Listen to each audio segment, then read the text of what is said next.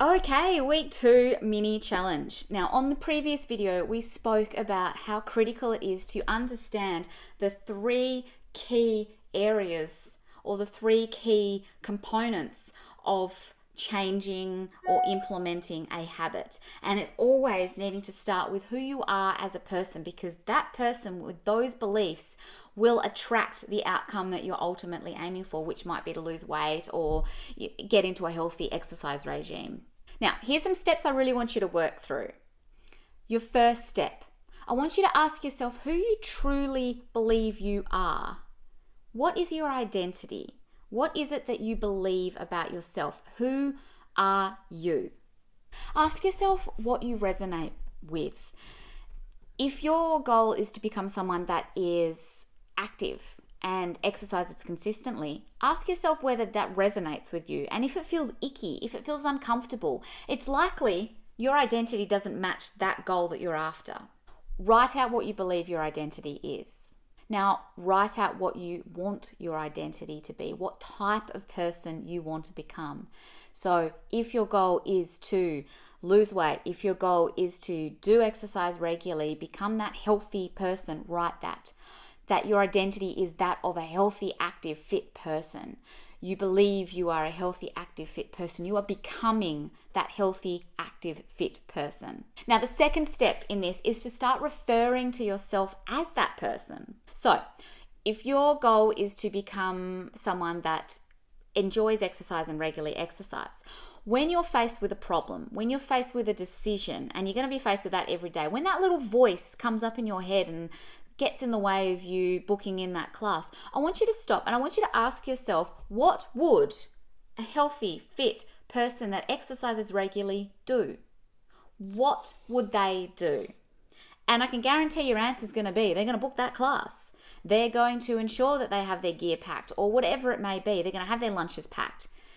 And it's going to help guide you, because the more that you ask yourself, what would the identity that you want to be do, you're going to start doing more of those actions. You're going to start embodying those actions. You're going to start to become that person. And then that outcome is going to just happen automatically.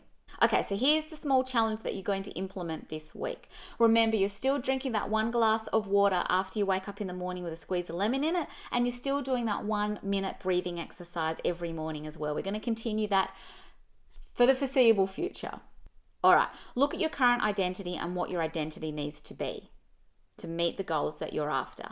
Start talking to yourself, or start talking about yourself as if you're already that person, as if you already believe. And ask yourself, what would X do in this situation when you're faced with a problem or a decision and you're finding it difficult? Now, I want you to choose a bad habit of yours that you're wanting to break. And I want you to understand or recognize or work out what the identity is that you need in order to break that bad habit. So say, for example, your bad habit is you smoke. Your current identity is that you're a smoker. So in order to start working towards changing that, you need to change your identity to that of not a smoker.